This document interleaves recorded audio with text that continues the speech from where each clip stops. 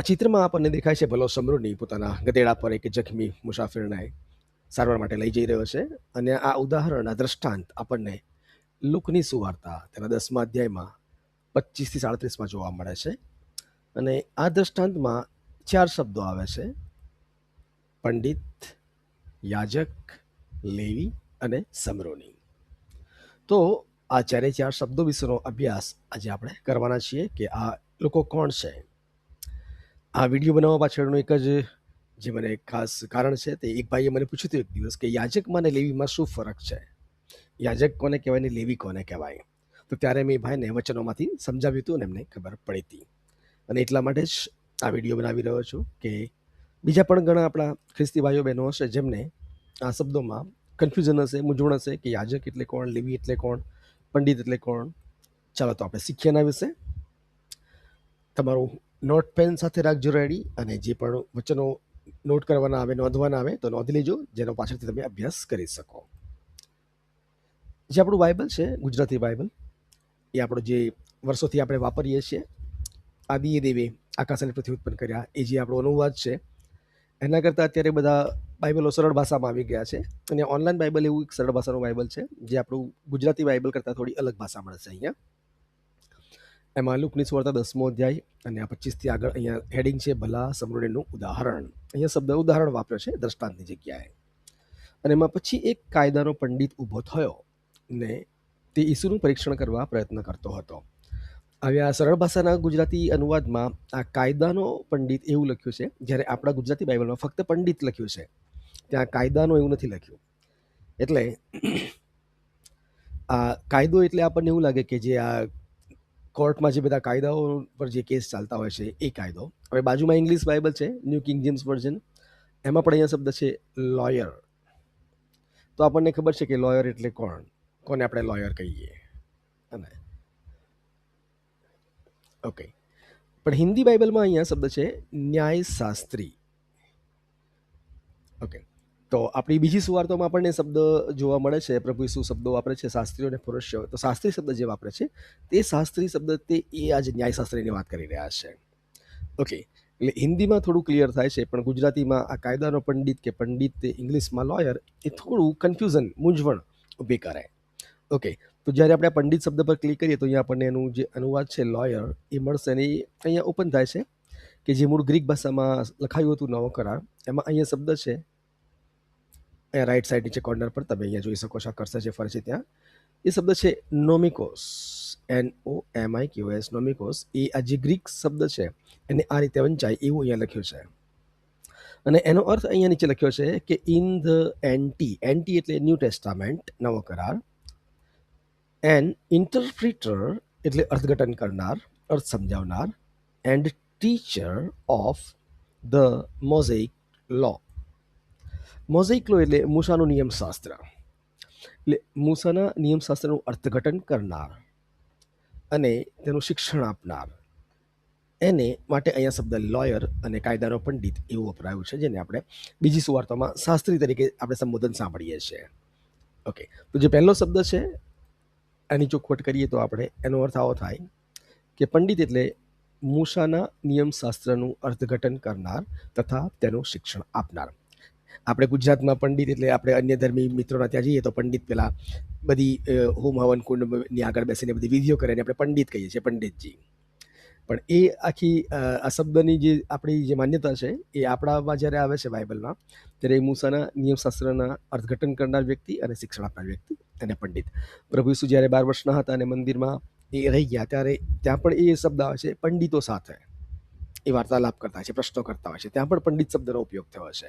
એટલે પંડિત શબ્દ ઘણી બધી જગ્યાએ અહીંયા માંથી 22:35, આ લુક 7:30, આ લુક 10:25, લુક 11:45, એટલે આ બધી જગ્યાએ જ્યાં જ્યાં અહીંયા લોયર દેખાય છે એ બધી જગ્યાએ ત્યાં પંડિત શબ્દ આપણને જોવા મળશે. ઓકે, સો એ પંડિત શબ્દનો આપણે અર્થ સમજ્યા. પંડિત પછી જે શબ્દ બીજો છે એ શબ્દ છે લેવી. તો એ સમજતા પહેલાં અહીંયા એક મેં નાનું એક વાક્ય બનાવીને લખ્યું છે. આ વાક્ય બાઇબલમાં નથી, આ મેં જાતે લખ્યું છે સમજવા માટે કે દરેક યાજક એક લેવી છે, પણ દરેક લેવી યાજક નથી. હા, તો હવે લેવી કોણ અને યાજક કોણ આપણે એ સમજવાના છીએ, અને એ સમજવા માટે આ સમજણ યાદ રાખવી જરૂરી છે કે દરેક યાજક એક લેવી છે, પણ દરેક લેવી એ યાજક નથી. તો એવું કેવી રીતે, આવો આપણે સમજીએ. યસ, ઇસરાયલના જે 12 કુળો છે, યાકૂબનું નામ દેવે ઇસરાયલ પાડ્યું હતું. અહીંયા જેકોબ લખ્યું છે. એના 12 કુળો, એમના 12 સંતાન. એમાં જે સૌથી પ્રથમ છે અહીંયા તમને દેખાય છે રેઉબેન, પછી સિમિયોન, પછી ત્રીજા નંબરે લેવી, પછી યહુદા, દાન, નફતાલી, ગાદ, આસેર, ઇશાખાર, ઝબુલુન, યુસફ અને બેન્જામિન. આપણે જે બિન્યામિન લખ્યું છે ગુજરાતી બાઇબલમાં. તો આ 12 સંતાનો હતા ઇસરાયલના, આ 12 પુત્રો હતા. આ આપણે ઇસરાયલના 12 કુળો કહીએ છીએ. અને એમાં ત્રીજા નંબરનું સંતાન ને લેવી, જેમનું નામ લેવી હતું. અને લેવીના કુળમાં જન્મેલા બધા લોકોને લેવીય કહેવાય. ઓકે, અને આ ચોથા નંબર બે જે યહુદા છે, તો એ યહુદાના કુળમાં જન્મેલા બધા લોકોને યહૂદી તરીકે ઓળખવામાં આવે છે. એક મુદ્દો વિષય છે, આપણે ફરી ક્યારેક એના વિશે વિડીયો બનાવીશું કે ઇસરાયેલી અને યહૂદીમાં શું ફરક છે. અત્યારે આપણે લેવીની વાત કરીએ છીએ. તો અહીંયા લેવીના કુળમાં અહીંયા જે દેખાય છે નીચે કહાત, પછી આમરામ. લેવીનું સંતાન કહાત, કહાતનું સંતાન આમરામ, અને આમરામના 3 બાળકોની વાત લખી છે, મૂસા, હારૂન અને મરિયમ. ઓકે, પણ આનું ડિટેલ્સમાં હું તમને એક ગ્રાફ બતાવું. યસ, હિયર કે લેવીના ગેરશોમ, કહાત અને મરારી એમ 3 સંતાનો હતા. આ લેવી સંતાનો છે. એમાં ગેરશોમના સંતાનોનું અહીંયા આખું લિસ્ટ આપેલું છે. અહીંયા નંબર્સ એટલે ગણનાનું પુસ્તક 3 અધ્યાય 17-20 મળશે. આ કહાત વિશે નંબર એટલે ગણનાનું પુસ્તક 3 અધ્યાય 21-24 બધા મળશે નામ. અને મરારી વિશે પણ એ ગણનાના 3 અધ્યાયમાં આગળ 33 આગળ આપણને આ બધા નામ મળશે. ઓકે, હવે જે બીજો પુત્ર છે લેવીનો કહાત, એનામાં બાળકોમાં બીજા 3 સંતાન છે, આમરામ, ઇસાર અને હેબ્રોન. તો આમરામ, ઇસાર અને હેબ્રોન આ 3 સંતાન કહાતના હતા. અને એમાંથી આમરામના સંતાનમાં હારૂન, મૂસા અને મરિયમ આવે છે. એટલે આ જે ગ્રાફમાં દેખાય છે આ બધાને લેવી પુત્રો કહેવાય. એટલે મૂસા અને હારૂન એ લેવી પુત્રોમાં આવે.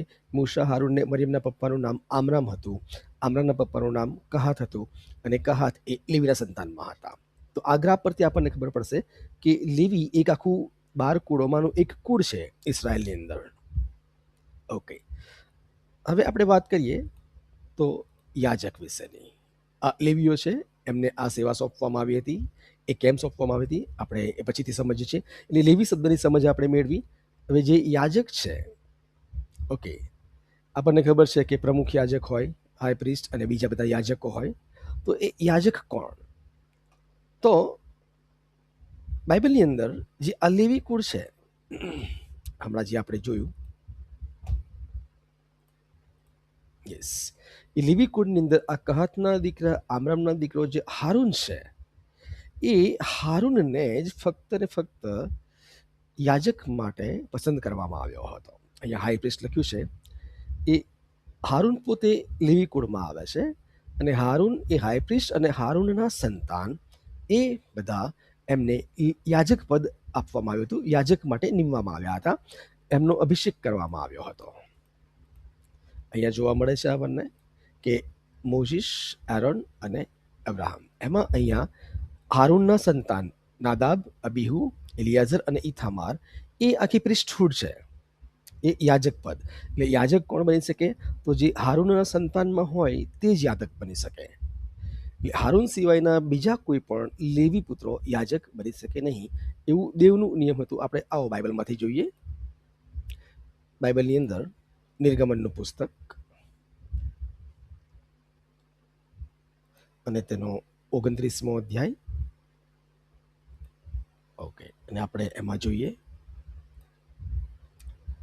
દેવી જે મૂસાને આખા મુલાકાત મંડપની બ્લુ પ્રિન્ટ 40 દિવસ મૂસા પર્વત ઉપર છે, એ લોકો સમુદ્ર પાર કરીને આવી ગયા છે, અને મૂસા દેવની હજુરમાં છે, અને દેવ એમને મુલાકાત મંડપની આખી બ્લુ પ્રિન્ટ આપે છે, એટલે આખી રૂપરેખા આપે છે, અને આખી સિસ્ટમ જે છે યાજકોની લેવીઓની, એ બધું દેવ મૂસાને કહી રહ્યા છે.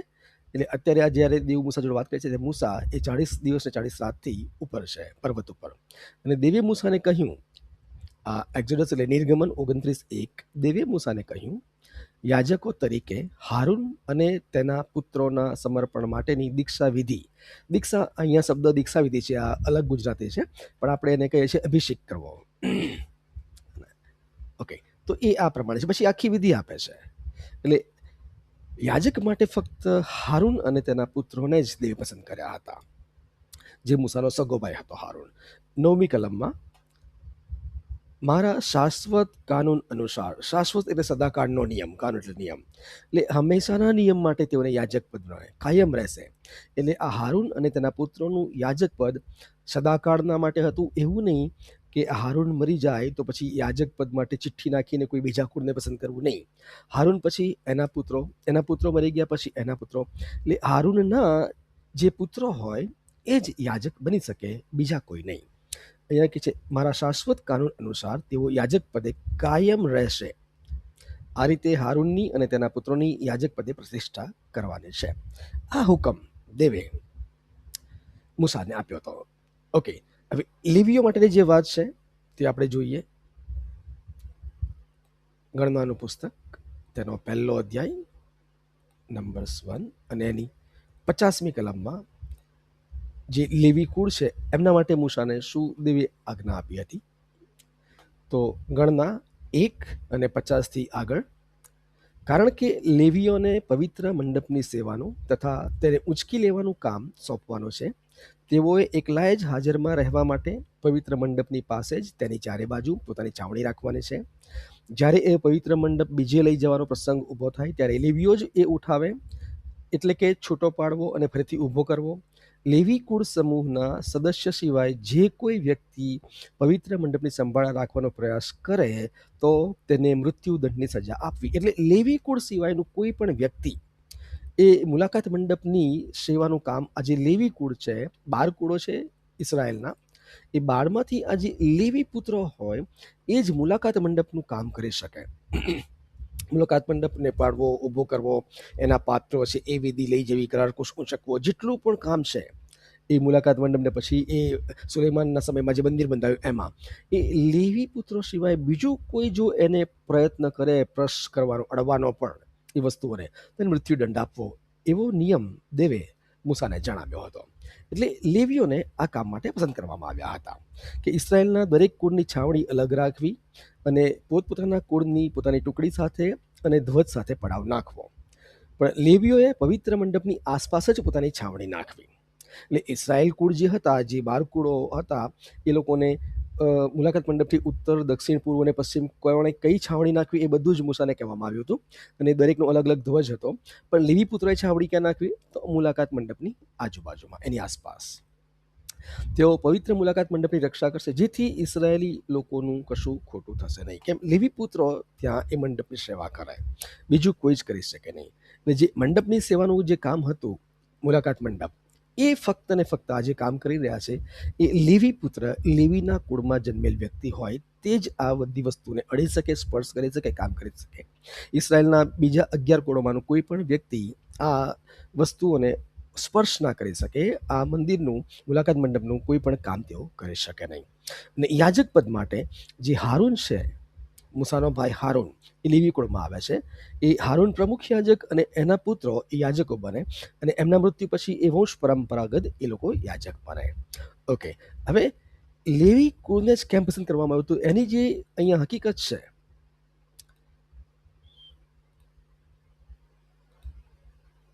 અ, 32મો અધ્યાય, યસ, નિર્ગમનનો 32મો અધ્યાય, અને એ અધ્યાયની અંદર આપણને ખબર છે કે જ્યારે 29મા અધ્યાયમાં આપણે વાંચ્યું કે દેવે હારૂનને અને તેના પુત્રોને યાજક તરીકે અભિષેક કરવાનો હુકમ કર્યો. એટલે હારૂન માટે દેવની યોજના બહુ જબરજસ્ત ઉપર બંધાઈ રહી હતી.